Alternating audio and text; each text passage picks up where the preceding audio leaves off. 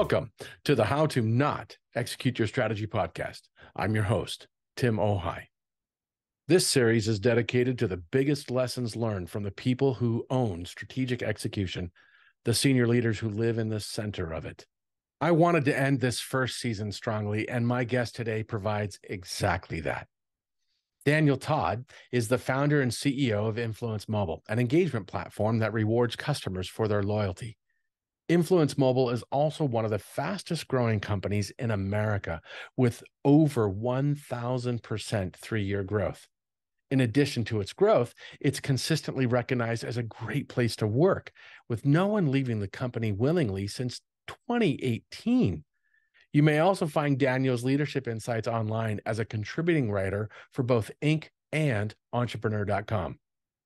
Listen now as we explore how culture can either be the chokehold or the bedrock of your execution. Let's get to it. Dan, I'm so excited to talk with you today. We have been friends for a long time, but we haven't talked in a long time.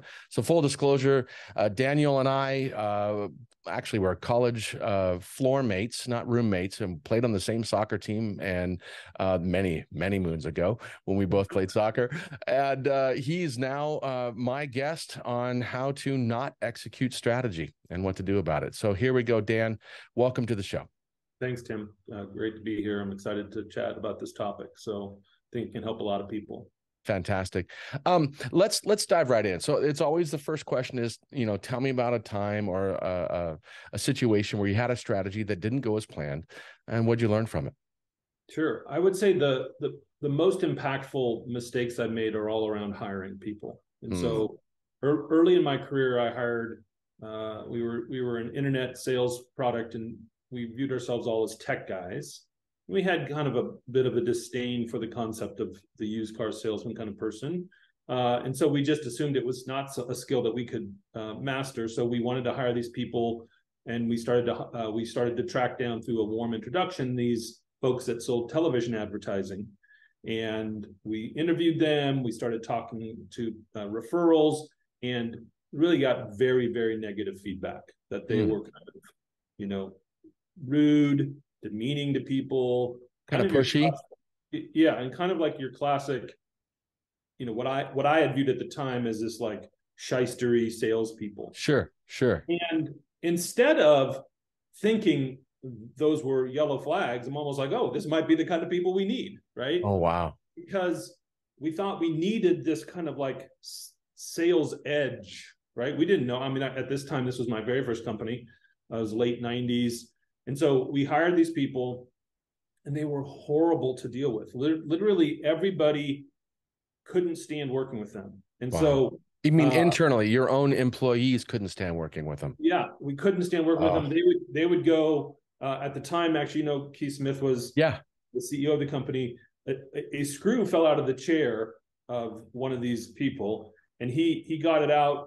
He picked it up off the ground, went and put it on the CEO's desk, and was like, I need you to put this back in. Like they just treated everybody like they were the top. Wow. And everybody else was like their peons. And so, and I suppose in a world where their performance was amazing, we might have fallen into some kind of trap and been like, I guess this is what you got to do.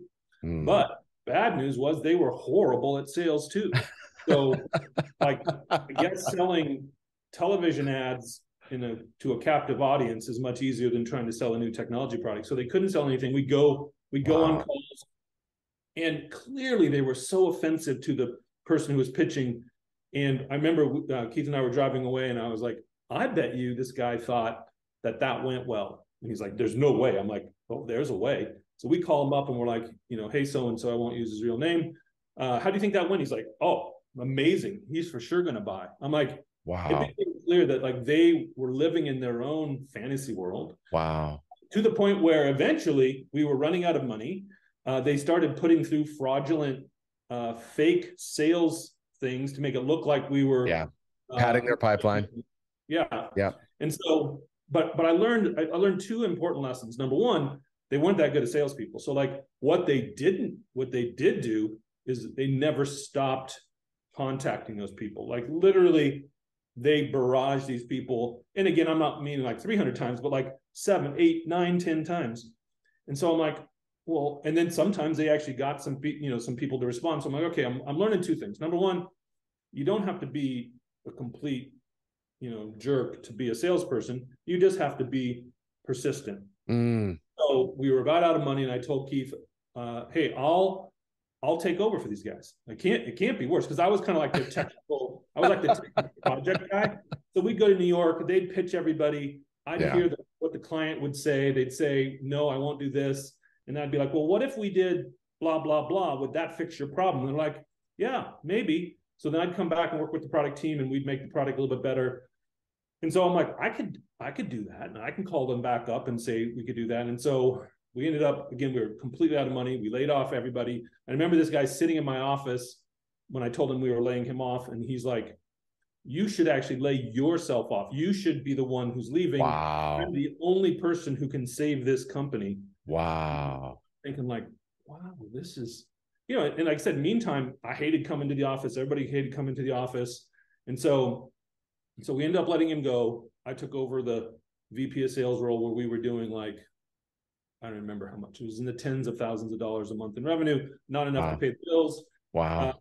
And I just did what again, to his credit, I did learn to be unrelenting in with people. Because I always thought that was kind of rude. So you can follow up with people and not be rude. Yeah. And so I started doing that. And I think that was probably 2000, 2001. And by 2004, I hired our next VP of sales when we were doing $50 million in revenue. Wow. Over those years, I just learned, be persistent, don't kind of be an a-hole, and only hire people you want to work with, right? And so like that's the lesson I've learned and kind of lived by, is that I used to always tell people, like, if I could find a person who was 100% cultural fit for your company, which I can explain what I mean by that. Yeah. And they were only a 75% fit for the role, or you can invert that. I'd always take the person who was the better cultural fit, because when you hire these people who are a little too big for their britches, they think they know everything. That has always been the failures. Like even when we eventually had a successful company, we bring in these big experienced, senior executives, and they were always very negatively impactful to the culture, how they treated people. So we got to the point where, like, if a person came in and they were rude to the receptionist, we just walk them, they came in for an interview, we just walk them right back out the door. So it became very clear that, like, for us, the best way to build a company was hire people of the same culture. And so I mentioned that. And so what I've come to define as the culture that I like to operate in is a growth mindset person who has some humility. They believe that they can learn more. They believe that everybody around them can learn more, and that they're hungry to do so, right? And when I found that you take those people, I don't care whether they're, college graduates, recent college graduates, or somebody who's been in the workforce for 20 years, that mindset, if you can bring a group of people together of a similar mindset, I find that it's very, very positive environment to then execute strategy with. That's so good. A couple things pop out to me. One of my first thoughts was those guys weren't sellers. They were something else, right? Yeah. Because if you're not serving, you're not selling, and selling is a noble profession when it's done well. It's an amazing profession. So I can imagine your mindset just going into it was completely different than theirs. And therefore that changed the result. But the other thing that really gets me here is this idea that you learned early the importance of culture, and then you've made that part of your DNA of how you operate. So that, and I know you've built and sold a few companies. That's kind of your model, is to get things going, and then great, and then you're a serial entrepreneur, if I could put it that way. How do you tackle that? Because culture it's the bedrock. It's also incredibly hard to architect, because a lot of people kind of they get hired into a culture and it just exists, and it might change if you have leadership change, etc., but even that's going to be minimal. And it's also, when you're building a company, it's hard to make sure people fit, because you need heads, you need people to do a job, and it's either leave that seat empty month after month after month, or hire somebody and then they fit, but then your culture is going to evolve as a result of that person's contribution. And it's not bad, it's just different. So walk us through a little bit about what goes through your mind when you're trying to architect culture and also protect it and Yeah. maybe even change it.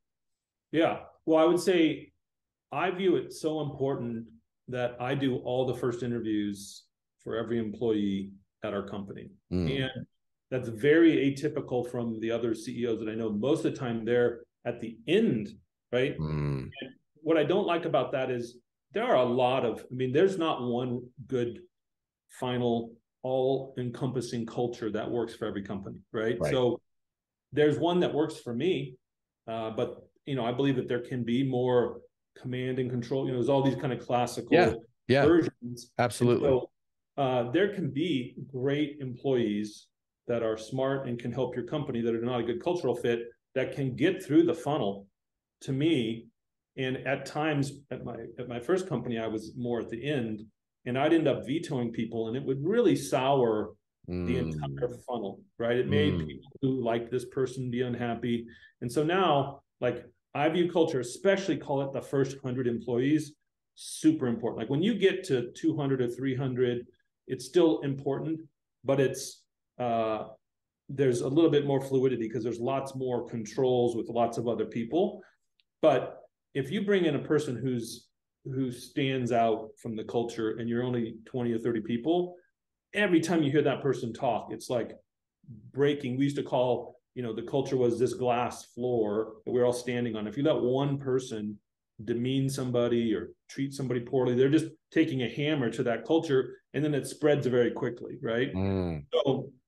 So in the second company that I've run now for 11 years, I don't tolerate it at all. And so if a person is not a good cultural fit, we try to move them out of the organization, but I in general don't hire them to begin with, right? And so what ends up happening is, and we did some like personality tests, is we end up having people who value relationships more so than their own individual accomplishments, right? Okay. So as we started, and I didn't really know what, 15 years ago, I would tell people culture was important, but I didn't know what that meant. And so this last couple of years, I've been writing articles and researching it. And it really comes down to this growth mindset that Carol Dweck, the author, Yeah. wrote. Yeah. Like, it just kind of blew my mind that like that's the kind of person I want. And generally that kind of person has a humility that works, makes it easier for people to work with. And so I primarily look for that. I bring people in. I don't care that they're perfect on the technology side. If I feel like they're a cultural fit, then I put them through the rest of the interview funnel. And then other people decide whether they're technologically capable to do the job. I just care that they fit and that everybody will enjoy working with them. Wow, that's not only really powerful, but it's also really insightful. I think of so many folks who get involved at the end, and you putting it to the front makes such a huge difference, to your point, not only in who's actually being interviewed, but also just the reaction of your own teammates of like, oh my gosh, Daniel's messing with us again, as opposed to, okay, this has got Daniel's stamp of approval. Let's move this thing forward. We're off to a good start. So that's got to be actually probably empowering to folks in the interview experience, because they know they've already got your approval. So that they're like, oh, I'm here to actually augment or even enhance his decision, so that, and if I have to veto, I can veto, but that means I've got support from the CEO. That's crazy cool. Yeah, How it do you does. make sure your leaders also think this way, so that it's not just Daniel? Well, I would say each one of them was hired because they fit this mold, right? Mm.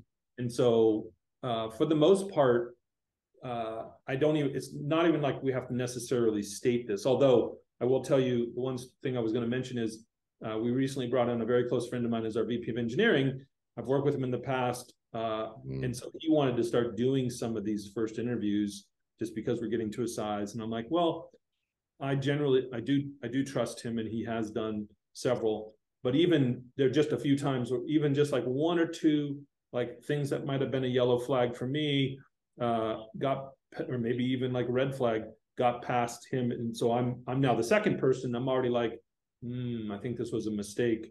And Mm. so even people that you are really, really in sync with, might not just pick up on the exact thing. So I don't know how this scales, because obviously when I was at a company where we got into the hundreds and hundreds of employees, we hired, I think, like something like 70 or 80 people in half a year. So it was like, I mean, so many interviews, I could never done them all. Yeah. So I maybe, I don't know if I'm struggling with it yet, but I can imagine that I need to get better at discussing it. And so that's a lot of these articles I've been writing are focused on educating my employees more so than like, I write for Inc. and Entrepreneur, more so than like, I mean, I do want to help other people, but I want my employees and the team to kind of read those and let them sink in as like, here's how we are trying to operate. And even articles, even operations like you and I are doing right now is designed to help people, get on the same page from that perspective. That's awesome. So I'm just checking our time. I want to dovetail into the second part of our conversation, but we can come back and forth and just kind of cross that line. What are 2 or 3 things then that you want every person in the organization, they could be a skill set, it could be a mindset that they need to have in order to be able to execute your strategy really well? Because it is not just protect the culture, it's get stuff done. Right. It's the culture becomes a major part of getting stuff done, but we still have to get stuff done. Yep. I would say one of the things that is most important to me, and maybe it's just so bedrock, it's an obvious thing, but honesty / transparency, right? Mm-hmm. That when I hire a person, I view them as my responsibility, and like if they ultimately don't work out, it's my fault, right? Mm-hmm. I don't blame them. And so I don't need them to hide stuff from me, right? And so I try to be very transparent. And the key with transparency is it means nothing if you're transparent on the good stuff. Because everybody shares the good stuff.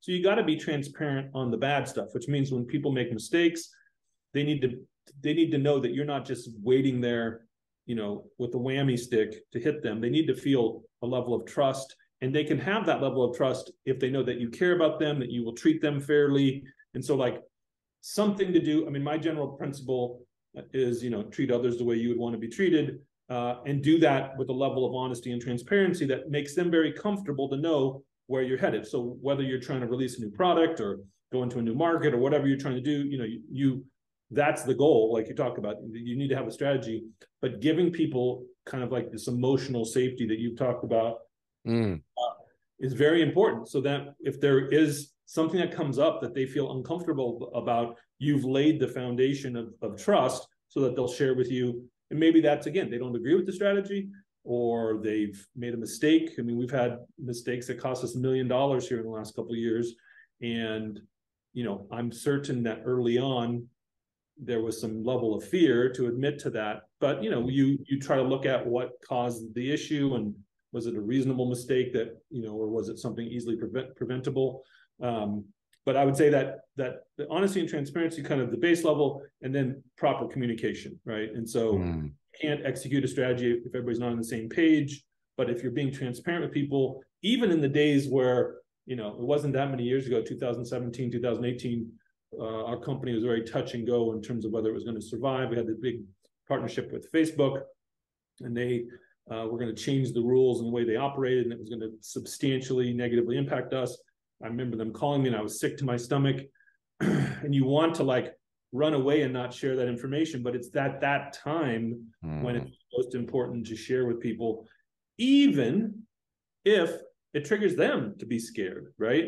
Which is a dangerous place, because you don't want, the fear is you're going to tell people they're all going to go quit because they're scared with what's going to happen, and then you're all stuck alone. And you have to be obviously smart about it, but you can't just go from no trust to like radical transparency. But I had built up enough trust in our strategy going forward that I told them, like, here's what's happening, here's what we're going to do, right? Here's our financial situation, here's what's going to get us through. And like, I put together a coherent plan, and they were all, thankfully willing to stick through it. And we made it through from, again, not profitable company in 2018 to highly profitable, growing, doing $50-60 million a year in revenue And all of those people, like we haven't had an employee actively leave the company that on their own Yeah. volition since 2018. Wow. So Wow. 6 years without anybody quitting, which I believe comes from this transparency and honesty and treating people fairly. That's awesome. So there's so much there. I want to slow down a little bit because there's so much to dig into. You've got the transparency, but the reason you have the transparency is all the benefits that transparency opens the door to. So you mentioned trust. You didn't say the word, but you mentioned accountability. You mentioned loyalty, and even you got all over the idea of we need to make great decisions, and that transparency is ultimately connected to making those great decisions. And as you and I have briefly talked, that's my whole angle is execution is about decision making. So how do we help people make great decisions? When you're looking at the kind of transparency that you're describing, and you're trying to build that as a leader to make sure there, is it just about no consequences? Is it simply a case of like, look, I need to be transparent. There's no consequences. Just be transparent. Consequences come as a different scenario or a different dialogue. Or are you taking a different angle? How do you build that tension? Because people are going to be afraid of being, how transparent do you want me to be? Because I may look bad and then I may get the whammy stick. And you said I won't get the whammy stick, but my previous history tells me I will. Right. Well, I think it depends. So there's different answers on whether or not, so like in the very early days of 2018, for us, being transparent meant I was sharing information that could very well make people uncomfortable, and they did not want to take, or they were not as comfortable taking the same financial risk as I was, and they would just quit and go to work someplace else. But under the mantra of treat other people the way you'd want to be treated, I wouldn't want to force somebody by withholding information to be working for me in a way that would compromise their life, right? Yeah. So, I hoped that if I did tell them and they were concerned, they would at least they would tell me and we would figure it out, right? Because like we were a very small team at that point in time with 6 or 7 people. And so I always had a plan B. Like I remember there was a guy who worked for me and he's like, how could you ever operate the company with so few people? I'm like, dude, I started the company with one person. Like, yeah. And then I hired my co-founder. And so we're at 2. So with that mindset, I never viewed like that it was impossible to kind of like pull back into like this self-sustained mode. So, I shared it with people knowing that there was the opportunity for them to leave, but I was also giving them a credible path forward. And that's, in some ways, that's the scariest position, right? Because I'm sharing information that can have negative consequences to me. And so on the reverse, right? So like when we had this issue last year, we actually had 2 years in a row. We had very substantial technology issues that cost us hundreds of thousands of dollars. It's not a surprise. Like the revenue is going down, and so you can't necessarily hide. So we go look up the issues, and again, generally people are like, I mean, there's not too many people working on the same thing, so I know where the situation came from, and I'm not, I want to dig down into it. So I'm saying like, hey, walk me through the decision-making process that led to this, right? And so it is true that there could have been an outcome if a person was just completely belligerent or not making sound business decisions that I believe would make them an incompetent future employee. Then yes, that the outcome might have been I let them go. Even if I did, I'd take care of them. We let go of people, fairly consistently throughout the year. So it's not like people don't leave on their own accord, but we do let people go. But we always treat them again the way I would want to be treated. So we give them significant severance to get them to a new job. So when I'm digging in, I'm sure there's a level of fear early on, but I'm really not trying to cast blame. I'm trying to understand how it happened, how we can prevent it in the future. Both times it wasn't like it was impossible to have prevented, but the amount of effort to have prevented it would have been business-wise unreasonable to have assumed, right? Yeah. So I dug into that. I was like, yep, I see where your mistake was. I see the decision that went behind that. There was no, laziness or, malfeasance. It was just a mistake. Here's how it happened. Here's how we're going to prevent it. And then we move on. Right. So there's, in the middle of all that, you had plan B thinking in place, which that's rare. I'll be blunt. I've done quite a bit of work with helping companies, big companies, figure out how to do better strategic execution. And it's amazing how often people do not have plan B thinking in their head. And you even approach the concept of accountability and the concept of transparency intuitively with plan B thinking.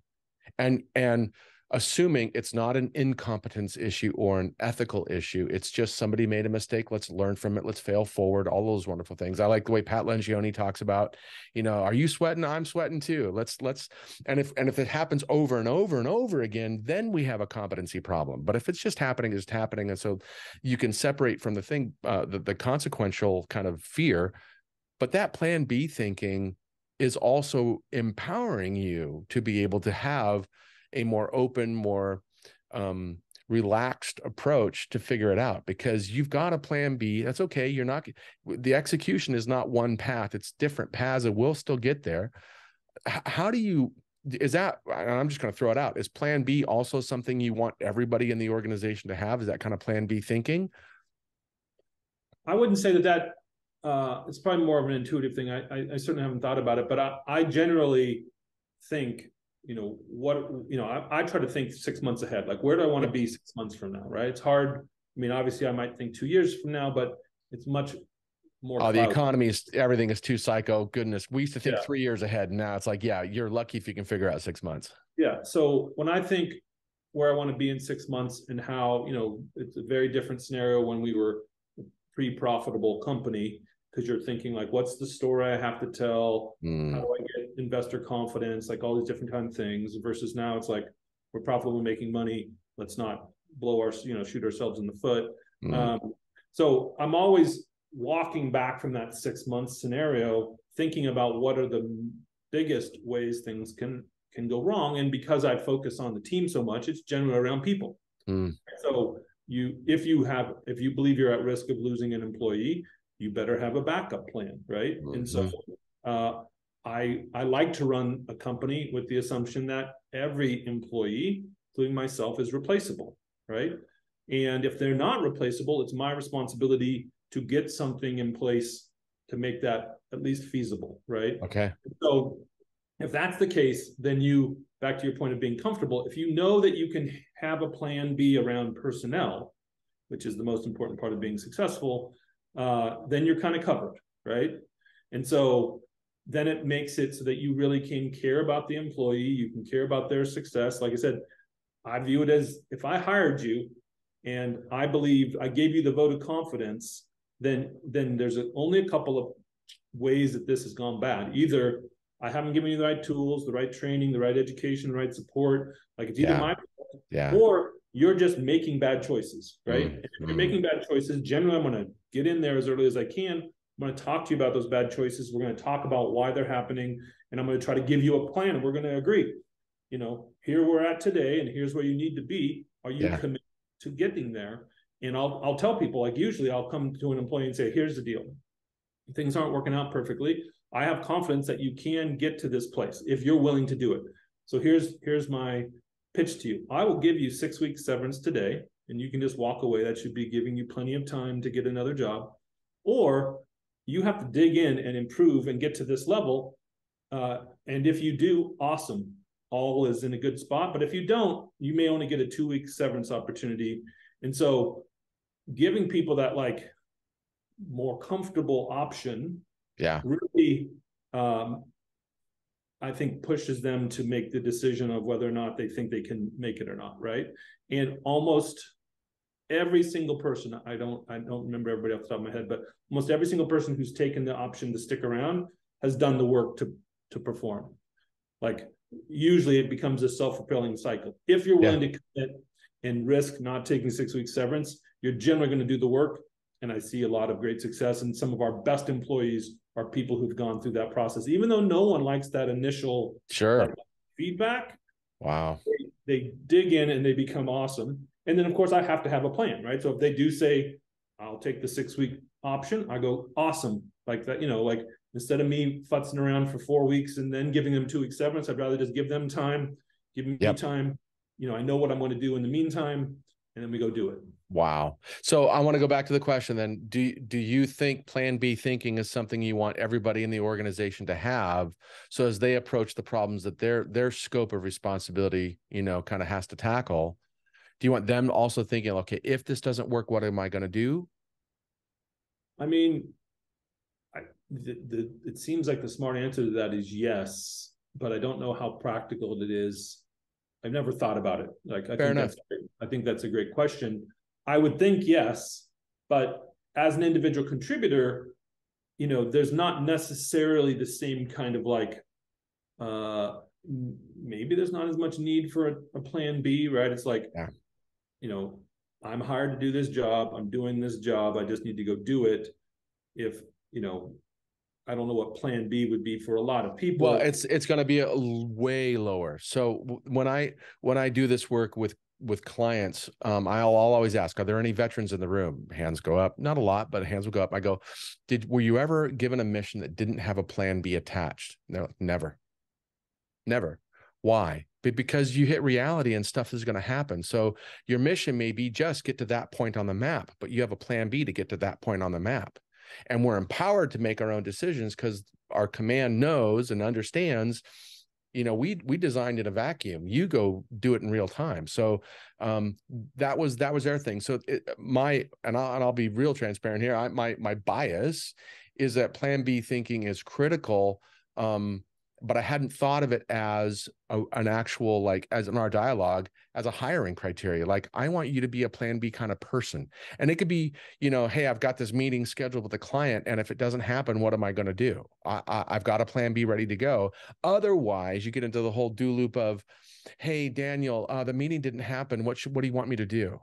And now your email's filling up with people asking for you to create their plan B when they should have had it up front and said, hey, I'm going to go to plan B. Let me know if you have a problem with it. But this is already and now things stay in motion and it minimizes the amount of involvement you have to personally volunteer for. Does that resonate? Does that make sense when I say it that way? It makes sense. I mean, I'm happy. There might be some more of that just is a byproduct of the growth mindset, because I don't seem to have, like when I give people, like, we're very focused on what the outcomes are. Yeah. What people are trying to do. And I give them kind of the freedom to do the plan that they want, right? We try to tell them it's not always it's the what, not the how, right? And so there are some times, depending on your level of skill, that you get a little bit more direction on the how. But for the most part, we try to be very clear with the transparency and communication about the plan. And so I'd like to believe with growth mindset that if people try plan A, they're just kind of falling back and trying multiple things, because I don't spend a lot of time helping people figure out their next step. Now the managers might, but I think there's a culture of accountability when you're looking at metrics, and we try to reward everybody, with either stock options or revenue share plans. So like everybody's part of when the company wins, you win. And so then that maybe enforces plan B thinking without it being explicitly focused on. That's awesome. Listen, so I'm going to recap just because we haven't explicitly said, but we've got full on transparency. You've talked about growth mindset are two critical things. And we kicked around this idea of plan B thinking, but I think those are three big takeaways anyone who's listening to this dialogue can really think about. And I would go so far as to say, hold the mirror up and say, are you building that into your business? Yeah. Daniel, it's been a pleasure. It's so good to catch up with you, and I'm really grateful that you're sharing from literally in the middle of the playing field, your perspective of how you actually get stuff done, and it's been a delight. Thanks. Yeah, thank you, sir. Okay, that was one of my favorite conversations. Daniel threw out so many great ideas and best practices. I'm curious, what are your biggest takeaways, and how are you going to use them? My three biggest takeaways are: only hire people who will fit your culture. Culture is more important than proficiency because it drives how you execute. Hire for a growth mindset. When people have a growth mindset and value relationships over individual accomplishment, the capacity of the whole team is elevated. Execution then becomes an extension of that growth capacity. Honesty and transparency are absolutely critical for execution. People need to be confident that they can share even bad news so that the right decision can be made. No one should be afraid of being honest and open. If you enjoyed this episode, please share it with at least one person and leave me a review on whatever platform you downloaded this podcast. Your feedback is invaluable to me. And more, onward and upward.